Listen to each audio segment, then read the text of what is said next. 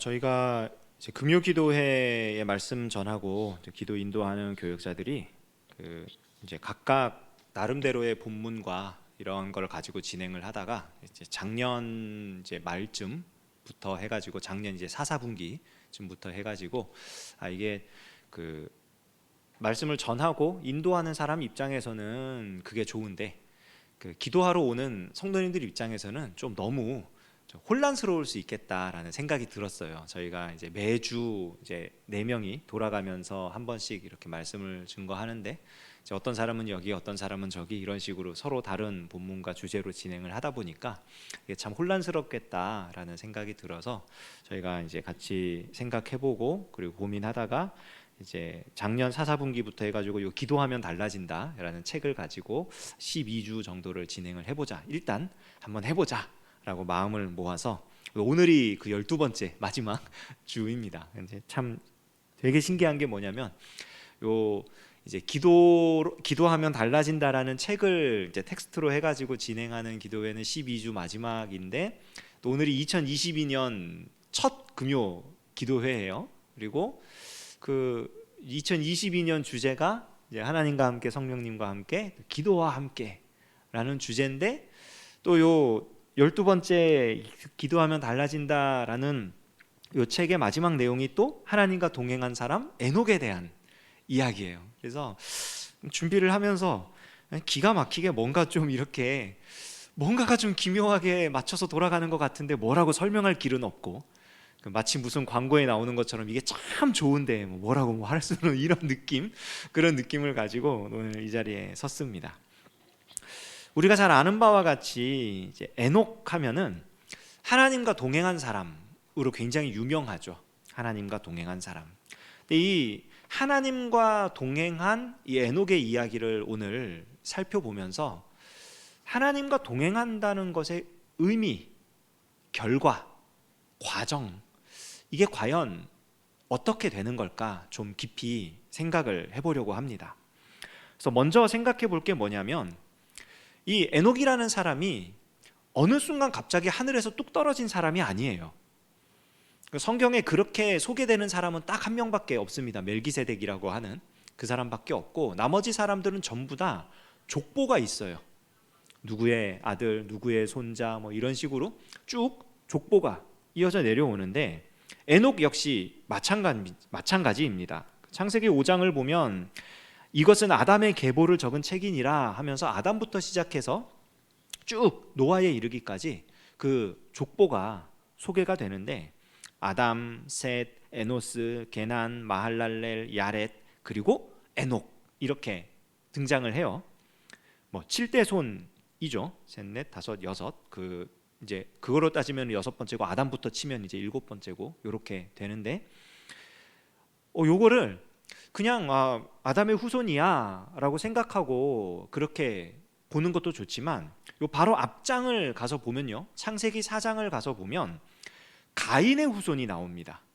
가인의 후손 역시 아담으로부터 시작됐지만 이제 죄인의 족보라고 우리가 볼 수 있겠죠. 그래서 4장에 나오는 이 가인의 후손들을 보면 가인, 에녹, 이랏, 무후야엘, 무드사엘, 라멕 그리고 야발, 유발, 두발, 가인 이런 식으로 소개가 돼요. 그런데 정확하게 이것이 맞는 연대인지 정말 중간에 한 사람도 빠진 게 없는지 그거는 모르지만 숫자를 세어보면요, 의도적으로 아주 의도적으로 셋부터 에녹까지가 이제 6대에 걸쳐서 진행이 되죠. 가인부터 라멕까지가 6대에 걸쳐서 진행이 됩니다. 그러니까 이 창세기의 족보가 그냥 아무 의미 없이 의도 없이 기록된 족보는 아니거든요, 분명히. 그러니까 평행선상을 놓고 보는 거예요. 가인과 셋이 대칭을 이루고 있다면은 지금 똑같은 대수를 흘러서 라멕과 에녹이 대칭을 이루고 있는 거예요. 그러니까 에녹이 살았던 시대는 라멕이 살았던 시대와 같은 시대입니다. 라멕은 어떤 사람이냐? 라멕의 시대가 어떤 시대냐? 창세기 4장 23절 24절을 보면요, 라멕이 어떤 사람인지 아주 잘 소개하고 있습니다. 라멕이 아내들에게 이르되 아다와 실라여 내 목소리를 들으라. 라멕의 아내들이여 내 말을 들으라. 나의 상처로 말미암아 내가 사람을 죽였고 나의 상함으로 말미암아 소년을 죽였도다. 가인을 위하여는 벌이 7배일진데 라멕을 위하여는 벌이 77배이리로다 하였더라. 라멕이 지금 자랑하는 내용이 뭐냐면 자기는 가인의 적통 후계자라는 걸 자랑하고 있는 거예요. 이 내용이. 왜냐면은 가인이 아벨을 죽였습니다. 그 이유는 뭐냐면은 아벨이 가인의 자존심에 상처를 냈거든요. 아벨 때문에 가인은 하나님께 인정받지 못했고 하나님께 제물을 드리지 못했고 하나님이 거절한 사람이 되어버렸거든요. 왜? 아벨은 받아주셨으니까. 그러니까 가인이 그것 때문에 열받아서 아벨을 죽인 거예요. 그리고 하나님이 그 가인에게 벌을 주신 거죠. 라멕은 그의 후손으로서 쭉 살면서 지금 자기는 자기의 그 선조, 조상인 가인처럼 누군가가 나를 공격했다, 상처를 줬다, 나를 힘들게 했다, 그러면 나는 가차없이 몇 배의 복수로 응징할 것이다. 나는 그런 사람이다. 그만큼 힘이 있고 능력이 있는 사람이고, 하나님이 가인을 벌 주셨다? 나에게는 77배나 되는 벌을 줄 거다. 하나님이 벌을 주셔도 아무 상관없다는 뜻이에요. 오히려 그것이 내가 이 세상의 지배자이며 내가 이 땅에서 가장 강한 사람이고 능력이 있는 사람이라는 것을 드러내는 증거가 된다고, 자기 스스로 하나님의 대적자가 되고 있음을 자랑하고 있는 겁니다. 이게 라멕의 시대예요. 그리고 실제로 이렇게 할 수 있었던 이유는 라멕의 아들들이 누굽니까? 야발, 유발, 두발, 가인이잖아요. 이 사람들, 야발은 목축하는 자의 조상이 되었고 유발은 음악하는, 예술을 하는 자들의 조상이 되었고 두발, 가인은 공업을 하는 자들의 조상이 되었어요. 뭐예요? 인류 문명의 조상들이 된 거예요. 사람이 살아가는 데 있어서 필요한, 사람의 삶을 윤택하게 해주는 그런 모든 기술들과 모든 산업들을 행하는 자들이 지금 라멕의 아들들로부터 시작이 된 거예요. 그러니까 지금 삶이 평화롭고 윤택하다는 거예요. 잘 먹고 잘 산다는 거예요. 하나님을 대적하고 있음에도 불구하고, 하나님과 상관없이 살고 있음에도 불구하고 나는 잘 나가고 있다. 하나님이 설령 나를 저주한다 할지라도, 내게 벌을 내리신다 할지라도 내 삶은 끄떡없다. 이게 라멕의 주장이고 라멕과 그의 아들들이 살아가는 그 시대의 모습입니다. 에녹이 그런 시대에 살았던 사람이에요. 그런 시대에. 자, 그런데 그 시대를 살아갔던 에녹이 우리가 읽었던 이제 5장 24절, 21절에서 24절까지의 본문을 보면은 에녹이 아들을 낳아요. 아들을 낳고 이름을 무두셀라라고 짓습니다. 들어보셨겠지만 이 무두셀라라고 하는 이름이 그냥 이 단어 자체를 직역을 하면은 창지기 용사예요. 단어 자체로 따지면은, 그러니까 창을 든 용사입니다. 이게 뭐냐면은 그 당시에 그 족장 사회에서 그 마을 부족을 대표하는 가장 강한 용사라는 의미예요. 그러니까 자기 아들을 그렇게 이름을 지어서, 괜찮은 이름이죠. 뭐 좋은 이름. 근데 이게 아마 들어보셨겠지만 이 이름이 그가 죽으면 심판이 임한다라는 뜻으로 의역이 됩니다. 왜 그러냐면 그 부족을 대표하는 그 가장 강한 용사가 전쟁터에 나가서 싸울 때 죽임을 당하면 어떻게 되느냐? 그 부족은 그 용사를 죽인 상대방 부족의 흡수가 되는 거예요. 사라져 버리는 거예요. 그 부족 자체가 상대방 부족이 되어버리는 겁니다. 그러니까 그의 죽음은 곧 이 혈통이 끊어진다는 뜻이에요. 에녹이 자기 아들을 무두셀라라고 이름을 지은 이유는, 지금 에녹이 살아가는 시대를 보십시오. 하나님의 심판이 있을 수밖에 없는 시대입니다. 하나님이 나를 심판해도 나는 끄떡없을 것이다. 나는 하나님을 대적하며 살 것이다 라고 호기롭게 주장하는 자가 문명을 이끌어 나가는 그런 시대예요. 그런 시대에 지금 에녹이 아들을 낳고 그 아들이 하나님을 대적하는 그 세상 전체를 대적해서 싸우는 강한 용사라고 선언을 하는 겁니다. 그러니까 만약 내 아들이 저 세상의 세력에 의해서 죽임을 당하게 된다면 하나님이 이 땅을 심판하실 것이다. 우리 가족은 끝까지 하나님의 편에 서 있을 것이다. 이게 아들을 통해서 지금 에녹이 믿음을 고백하고 있는 거예요. 그리고요, 그냥 단순히 그렇게 이름만 지어놓고 우리 아들 잘 될 거야, 좋은 이름을 지었으니까, 뭐 그렇잖아요. 사람들 이름 지어놓고 자식들 이름 이렇게 지어놓고 좋은 이름 지었으니까 얘 인생이 필 거야, 뭐 이런 생각들 많이 하잖아요. 에녹의 삶을 보면 그렇지 않았다는 것을 우리가 알 수 있어요. 그냥 좋은 이름을 지었으니까 끝이 아니라 그의 삶이 어떻게 지금 표현을 하냐면 22절에 무두셀라를 낳은 후 300년을 하나님과 동행하며 자녀들을 낳았다. 하나님과 동행했다라는 표현을 쓰고요, 24절에도 에녹이 하나님과 동행하더니 하면서 이 짧은 이 에녹의 삶에 두 번이나 하나님과 동행했다라는 표현을 의도적으로 사용을 합니다. 그러니까 그의 삶이 하나님과 동행하는 삶이었다는 걸 강조하는 거예요. 지금 하나님과 함께 살았다. 여기 동행했다라는 게 걸어갔다는 거거든요. 함께 걸어갔다. 히브리어로 보면 이제 걷다라는 게 할라크라는 단어를 쓰는데 걷는 거예요. 그냥 말 그대로 길 따라가는 건데 누구하고 함께 가느냐? 하나님과 함께 가는, with God, et ha Elohim. 하나님과 함께 길을 가는 사람. 에녹이 그런 사람이었다는 거예요. 혹시 다른 사람과 함께 산책이나 걷기 운동을 해본 적 있으십니까? 혼자 말고요.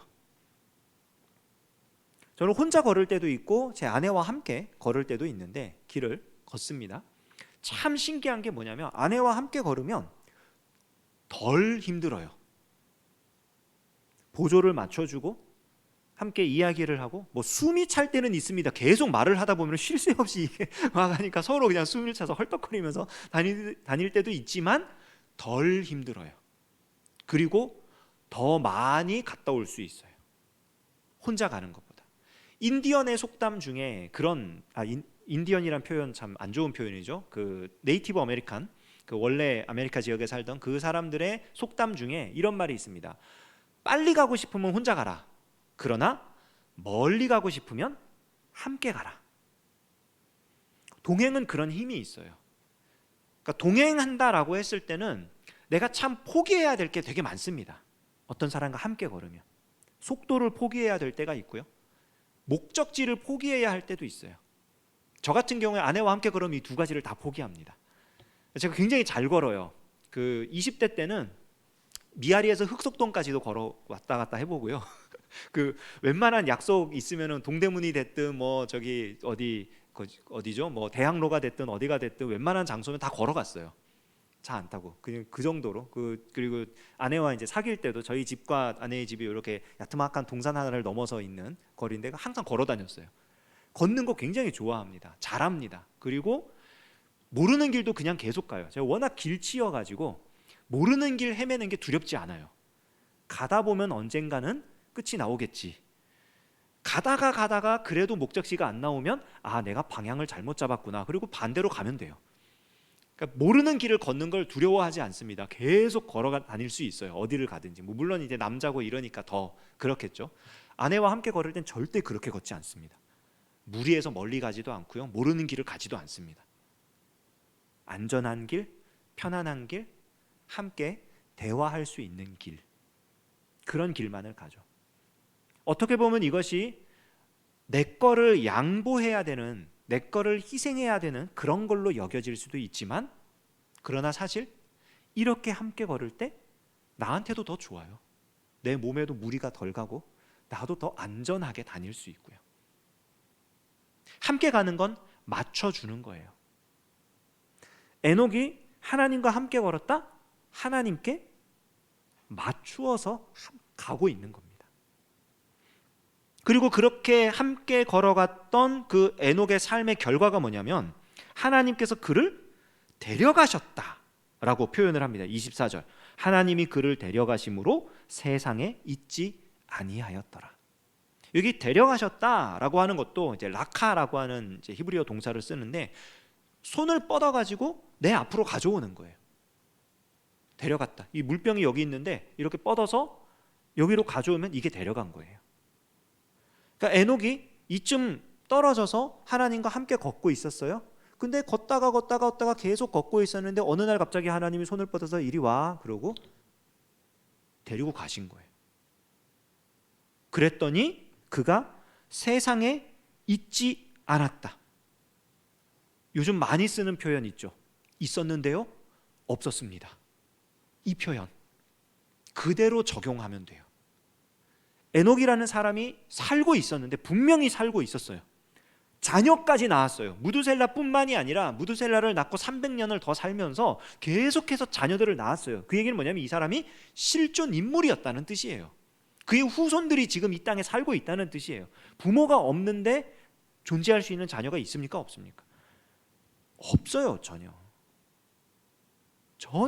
그냥 존재한다는 것은 부모가 있다는 뜻이에요. 에녹이 살아 있었어요. 분명히 살았어요. 여기 살고 있었어요. 두 눈으로 똑똑히 봤고 그의 후손들이 지금 존재하고 있어요. 그런데 다시 눈 씻고 봤더니 없어요. 없어졌어요.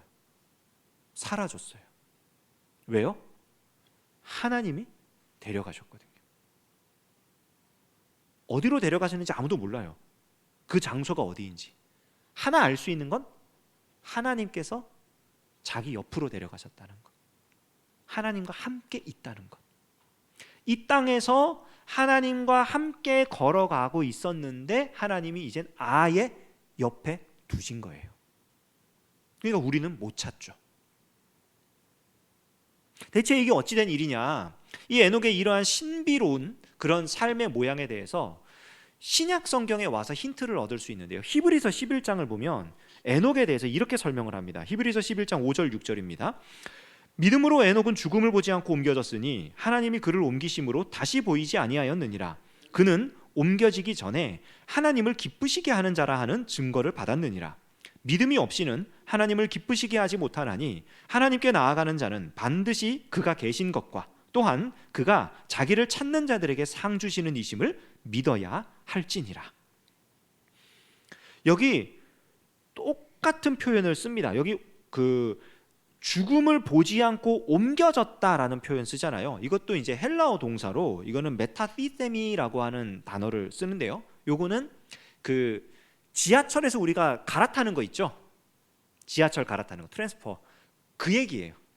에녹이 열심히 걷고 있었어요. 하나님과 함께 걷고 있었는데 어느 날 이 땅의 노선을 걷다가 하나님 나라의 노선으로 갈아타 버린 거예요. 그러니까 그가 보이지 않았는데, 여기 보이지 않았다, 보였다, 보인다라고 하는 이 단어가 그냥 보는 게 아닙니다. 그냥 보는 게 아니고 그 헬라어 단어로는 휴리스코라 그래가지고 굉장히 열심히 찾는 거예요. 뭘 발견해 내려고 엄청나게 찾는데 그래도 못 찾는 게 여기 보이지 않는 거예요. 그러니까 분명히 살고 있었으니까, 아들을 딸 낳으면서 잘 살고 있었으니까 어딘가 분명히 있어야 되는데 갑자기 실종돼 버린 거잖아요. 요즘 말로 하면은. 이 아들 딸들이 얼마나 찾으려고 노력했겠어요. 실종 신고도 하고 뭣도 하고 이러면서 막 사방팔방 다녔을 거 아니에요. 그런데 없었더라. 왜? 하나님이 그를 데려가셔도 옮겨버리셨으니까. 근데 이러한 에녹의 삶에 대해서 에녹이 믿음이 있었기 때문에 그랬다라고 히브리서 기자는 설명을 해주는 거예요. 믿음이 있었기 때문에. 어떤 믿음? 하나님을 기쁘시게 하는 믿음. 그 믿음을 다시 풀어서 설명하면 하나님께서 계신 것과 그가 자기를 찾는 자들에게 상 주시는 이심을 믿는, 하나님의 존재와 하나님의 역사를 믿는 그 믿음. 그 믿음을 가지고 있었던 에녹을 하나님께서 데려가셨다, 옮겨버리셨다. 그러니까 에녹의 삶의 핵심은 믿음이에요. 하나님과 동행하는 삶의 핵심은 믿음입니다. 어떤 믿음? 하나님을 기쁘시게 하는 믿음. 하나님의 존재와 하나님의 역사를 믿는 믿음. 그럼 과연 이 믿음은 어떤 믿음이냐? 에녹은 사라져 버렸어요. 그래서 우리가 에녹에 대해서도 연구할 수가 없고 에녹을 만나서 이야기할 수도 없어요. 대체 어떤 믿음이, 에녹이 가지고 있었던 믿음이 어떤 믿음이었길래 하나님의 존재와 역사를 믿으며 온 그의 모든 일평생을 다 바쳐서 그 믿음을 고백하며 하나님께 인정을 받을 수 있었던 거냐? 너무 궁금하다. 되게 신기한 게 뭐냐면요, 에녹이 그 하나님께서 옮겨 가셨을 때, 그러니까 우리가 승천이라고 부르죠. 이 땅에서 사라졌을 때 에녹의 나이가 365세잖아요. 365세면은 그 무두셀라가 300세 때고요. 그 다음에 무두셀라의 아들인 라멕이 113세 때입니다. 이때는 아직 노아가 태어나기 전이에요. 이후로 69년이 지나서 노아가 태어나요. 그러니까 노아는 실제로 에녹을 본 적이 없어요. 소문으로만 들었던 그 믿음의 증조 할아버지, 이게 에녹이에요. 몰라요. 모르는 사람이에요. 전혀. 그런데 노아에 대해서 성경이 어떻게 설명하냐면요, 창세기 6장 9절 보면요, 이것이 노아의 족본이라. 노아는 의인이요 당대의 완전한 자라. 그는 하나님과 동행하였으며. 여기 에녹에게 사용됐던 표현이 똑같이 쓰여요. 똑같은 동사, 똑같은 표현. 그러니까 노아가 에녹처럼 같은 믿음을 가지고 있었던 사람이라는 것을 보여주는 거예요. 하나님과 함께하는. 근데 그 노아를 뭐라고 설명하느냐? 의인이요 당대의 완전한 자다. 구약 성경에서 의롭다라는 표현은 두 가지로 쓰입니다. 하나는 쯔다카라는 표현을 쓰고, 쯔다카는 쯔데케 이런 표현을 쓰고, 하나는 미슈파트라는 표현을 씁니다. 이거를 이제 흔히 정의와 공의 이렇게 번역을 많이 하는데요. 한글 성경을 이게 서로 바꿔서 번역할 때도 있어서 정확하진 않아요. 근데 어쨌든 뭐 쯔다카와 미슈파트라는 단어를 쓰는데, 쯔다카라는 단어가 쓰일 때는 이게 just라고, 영어로는 just라고 번역을 하고요.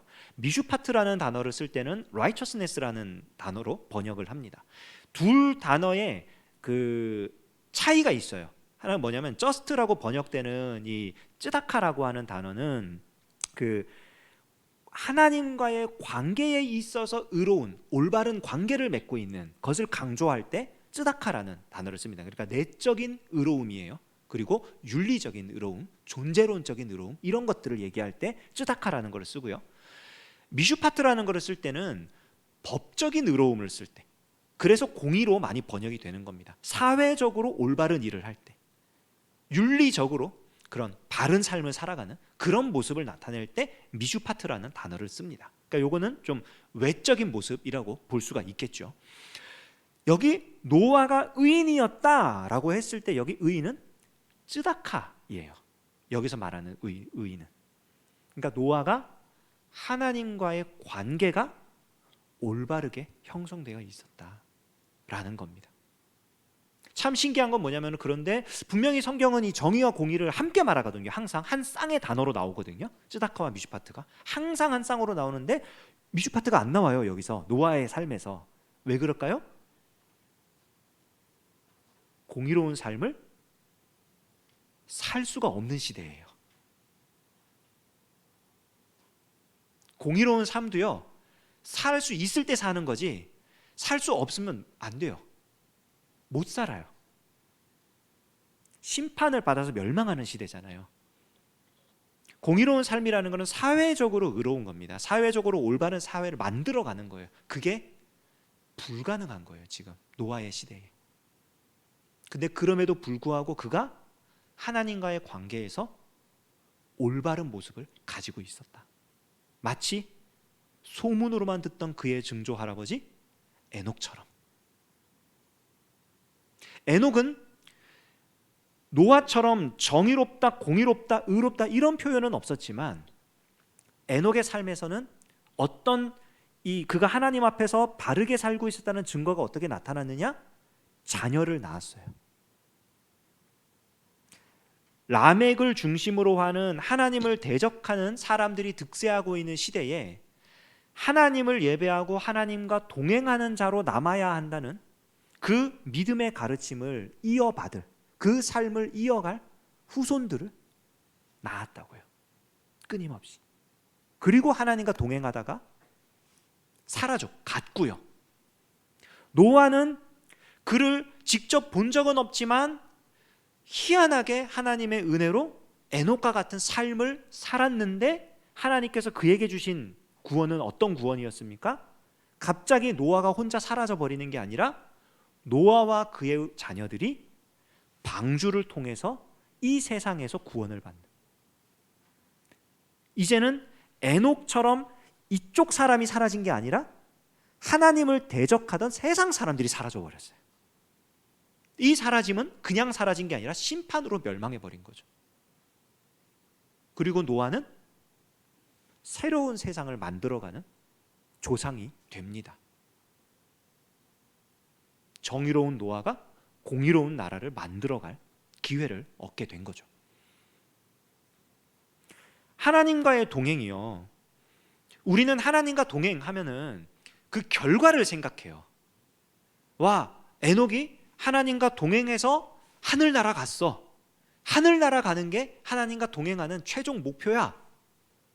와, 노아가 하나님과 동행했는데 방주에 들어가서 구원을 얻었어. 다른 사람 다 망해도 나는 망하지 않고 버티는 게 하나님 은혜야, 구원이야. 그게 동행의 결과야. 우리는 그 결과를 보면서 하나님과의 동행을 생각할 때가 되게 많아요. 그런데 결과는 중요하지 않습니다.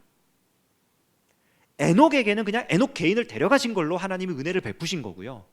노아는 노아를 통해서 이 세상 전체를 구원하려고 은혜를 베푸신 거예요. 중요한 건 그들의 삶이 어떤 결과를 맞이했느냐가 아니라 하나님과 동행했다는 게 중요한 겁니다. 함께 걸었다는 그 사실 자체. 그러니까 우리 목적은 동행해서 어떤 결과를 얻어낼 것이냐가 아니라 내가 지금 하나님과 동행할 것이냐 말 것이냐를 결정해야 되는 거예요. 그럼 우리가 뭘로 하나님과 동행합니까? 무엇으로? 믿음으로 동행하죠. 하나님의 존재, 하나님의 역사. 여러분, 이 믿음은 뭘로 표현할 겁니까? 그게 바로 기도예요. 하나님이 살아계시고 하나님이 역사하신다는 것을 고백할 수 있는 유일한 방법이 기도라고요. 아, 너무 바빠요. 기도하기에는 일이 너무 많아요. 이 일이 정리되고 나면 그때 기도하러 나올게요. 여러분, 기도는 해주러 나오는 게 아닙니다.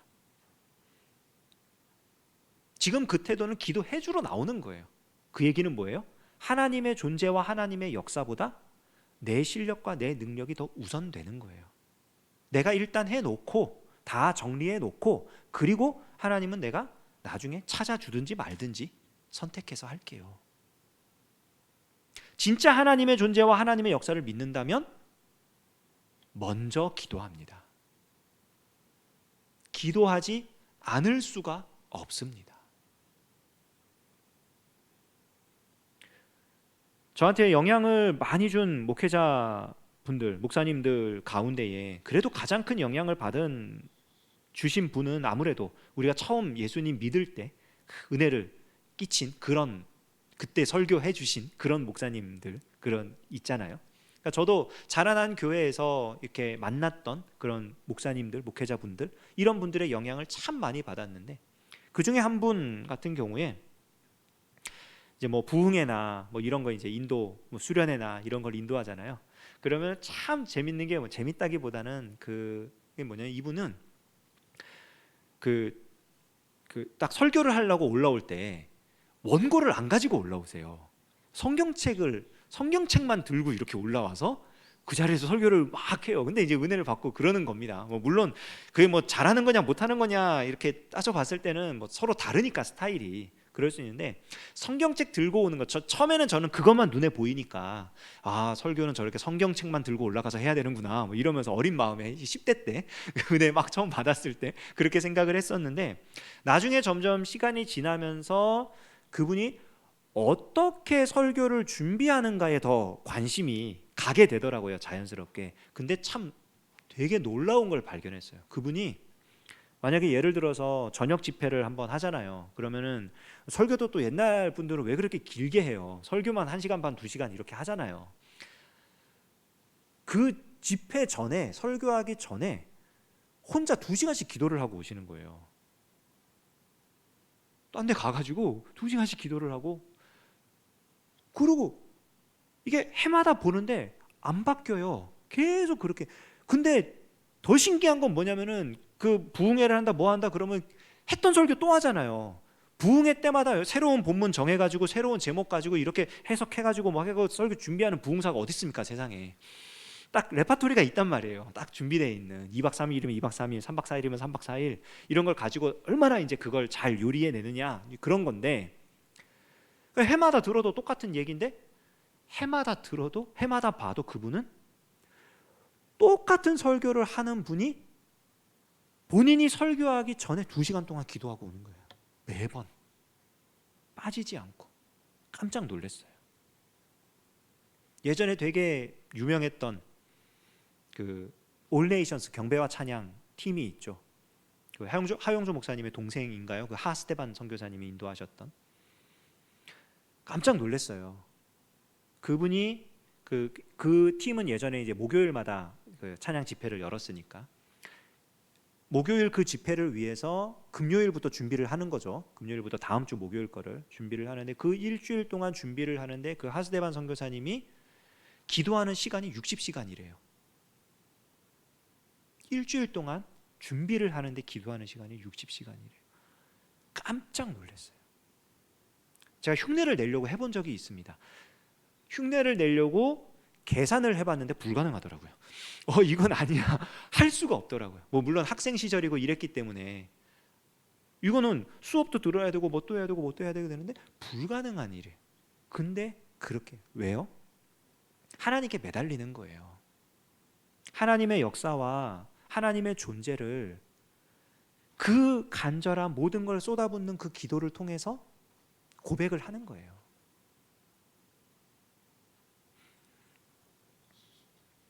우리가 힘써야 될 거는요, 결과가 아닙니다. 승천, 어떤 사업의 번창, 다른 사람과 어떤 구별되는 어떤 우월함, 탁월함 아니에요. 그거는 말 그대로 결과일 뿐입니다. 결과. 그냥 그렇게 될 수도 있고 안 될 수도 있는 거예요. 어떤 자들에겐 그게 맞고 어떤 자들에겐 그게 안 맞을 수도 있어요.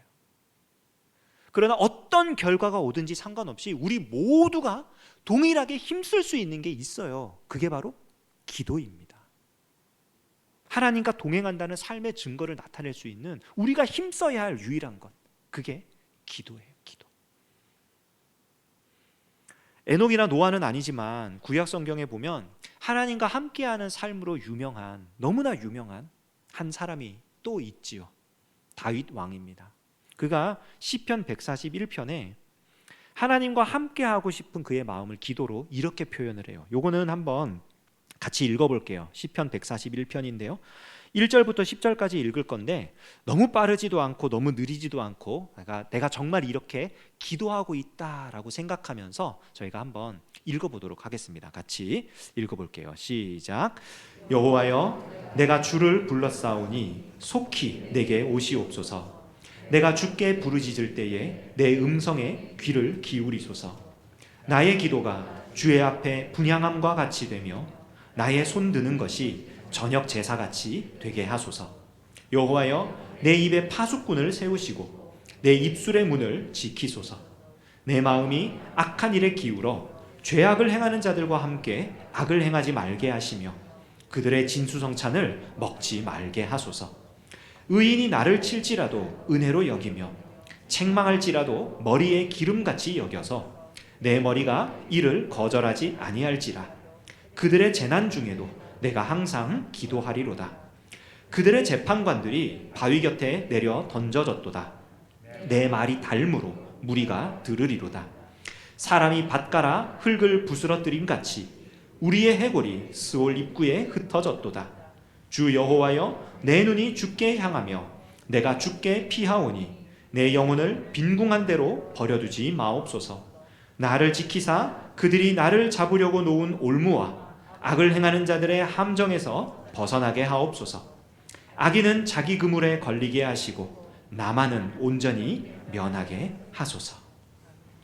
아멘. 우리 다윗처럼 기도하며 우리 하나님과 동행하는 저와 여러분 되시기를 주님의 이름으로 축원합니다. 함께 기도하겠습니다.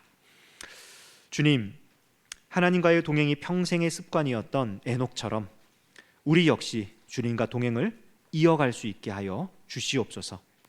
에녹과 같이 평생 하나님과 동행함으로 다가올 심판을 대비하고 타락의 시대에 저항하며 하나님의 사람으로서 살게 하여 주시옵소서. 우리의 일상생활 가운데에 기도로 하나님과 동행하게 하시고 그것을 통해 우리의 믿음을 드러내게 하시며 우리의 그 굳건한 믿음이 하나님을 기쁘시게 하는 통로가 되게 하여 주시옵소서.